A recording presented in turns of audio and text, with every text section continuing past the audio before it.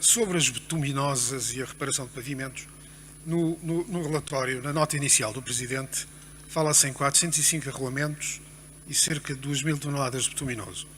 Mas mais à frente, na parte da Unidade de Coordenação Territorial, fala-se em 284 arruamentos e 371 toneladas. E ainda há mais um dado. Na Direção Municipal de Manutenção e Conservação, páginas 97 e 98 do relatório, aparece outro número, 1.225 toneladas.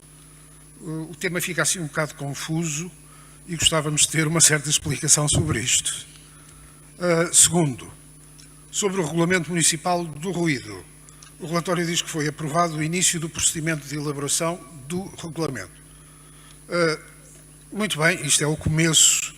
O que pergunto é qual é o calendário que está previsto em termos reais para este regulamento avançar, entrar em vigor e ser fiscalizado no terreno. E que meios concretos vai a Câmara pôr em cima da mesa para garantir o cumprimento, para que isto não fique apenas como mais um anúncio bem intencionado. Muito obrigado. A Carta Educativa de Lisboa é um documento importante e necessário, e recordo aqui que o ótimo é inimigo do bom. Tem o mérito de ter reconhecido Liga de Diagnóstico, Planeamento e Proposta de Intervenção. O volume 1 identifica os principais problemas da rede escolar. O volume 2 traduz esse diagnóstico. Esse mérito, no entanto, não deve impedir uma leitura crítica. A primeira questão é o próprio processo de revisão. Complicado, complexo. Recordo aqui que um camelo, na realidade, é um cavalo discutido por uma comissão. Foi um processo longo, pouco linear, marcado por recuos. Houve propostas de alteração dos agrupamentos que ficaram e que acabaram por não avançar. O resultado final preserva quase integralmente a configuração existente. Assim, uma das reformas mais sensíveis ficou na prática adiada. A segunda questão é a credibilidade da execução. A Carta recorda que em 2008 tinham sido sinalizados 59 novos equipamentos, mas que foram construídos apenas 7 em terrenos definidos e um sem localização inicialmente definida. Este histórico obriga a prudência. Quando hoje se apresenta um novo plano ambicioso, a pergunta não é apenas se o documento está bem feito, a pergunta é se haverá capacidade real de o executar.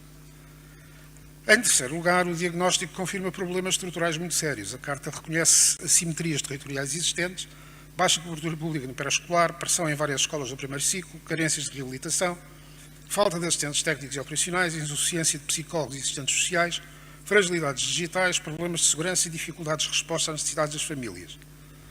Isto significa que não estamos perante apenas um problema de quantidade de equipamentos. Estamos perante um problema de equilíbrio territorial e da qualidade das condições de funcionamento das escolas. Há também fragilidades metodológicas e estratégicas que merecem atenção. O volume 2 trabalha com um cenário prospectivo de ocupação futura bastante expansivo, mas o próprio documento revela tensões entre essa base urbanística e projeções demográficas mais demoradas.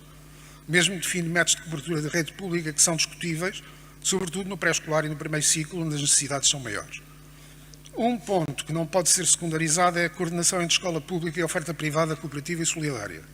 A Carta reconhece que Lisboa tem uma rede mista muito expressiva, com 388 estabelecimentos, dos quais 139 são públicos e 249 são privados, com 59.000 alunos na rede privada contra 55.000 na rede pública. Reconhece ainda que a dependência da rede não pública é particularmente forte no pré-escolar e no primeiro ciclo.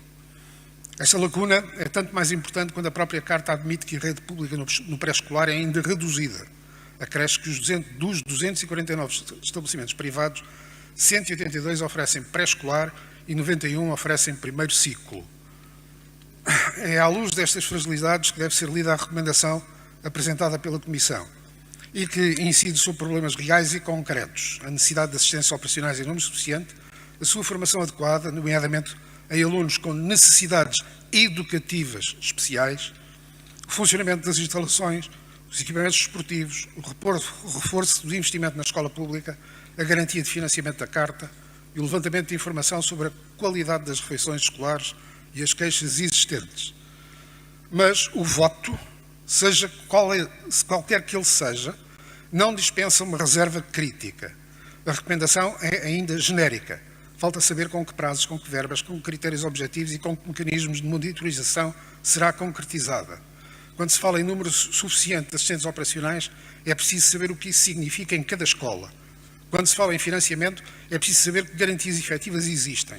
E quando se fala em refeições escolares, importa lembrar que a própria Carta já prevê supervisão, monitorização, provas de aferição e medidas de alimentação escolar saudável. Em suma, a Carta Educativa de Lisboa tem valor estratégico, mas permanece marcada por limites importantes. Um processo de revisão que evitou as reformas mais difíceis, um histórico de discussão que aconselha prudência, déficits territoriais que persistem, mesmo após o investimento previsto, e uma insuficiente coordenação entre a escola pública e a restante oferta educativa da cidade. Muito obrigado.